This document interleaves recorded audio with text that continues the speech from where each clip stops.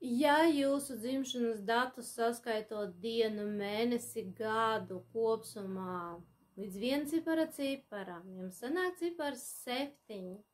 Tas nozīmē, ka jūs esat cilvēks, kas mīl otru cilvēku nevis pēc izskata, bet jums ir svarīgs viņa intelekts, lai jums ir ar ko un par ko parunāties. Tātad ir vajadzīgs intelektuāls partneris.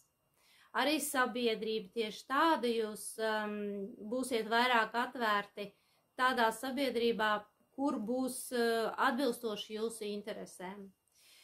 Un ja jums partneris ir blakus, kas neciena vai nenovērtē šo te jūsu intelektuālo dabu, tad visticamāk jūs ar tādu partneri vispār pat nebūsiet kopā. Ja jums nebūs nekā kopīga, par ko parunāties, ja tas otrs cilvēks ir tukšs, jums tieši tādā pašā mērā jūs viņu, var teikt, nolīdzināsiet līdz ar zemi.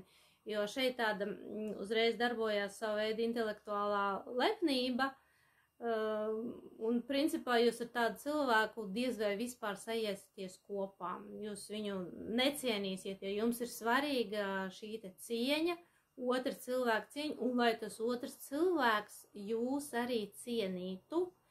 Un pat cik jūs esat pats cilvēks, kuram nepieciešama šī te norobežošanās no citiem, jo jūs nevarat būt visu laiku sabiedrībā, jums ir vajadzīgs sava telpa, sava vieta, kur jūs varat būt savās domās, kur jūs varat, teiksim, meditēt, kur jūs varat kaut ko pārdomāt, gūt kaut kādu savu apgaismību. Jums ir svarīgi, lai partneris ciena lūk šo jūsu vajadzību un nepieciešamību.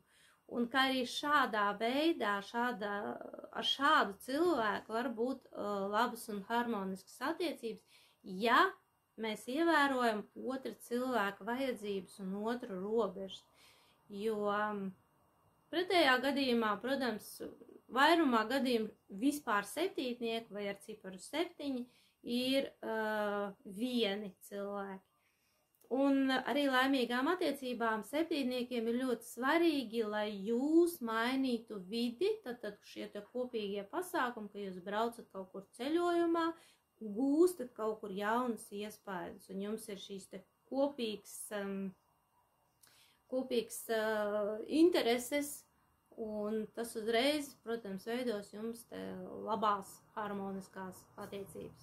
Bet vairāk jūs varat uzzināt par sevi, par savu programmu, vēršoties pie manis vai piesaistoties pie fokus grupas, rakstot mans celis@inbox.lv, un tad jūs spēsiet izzināt gan par sevi, savu personību, savas programmas, gan dzimtas programmas, gan arī kā un kur jūs varat iegūt un realizēt naudu, attiecības un arī veselību.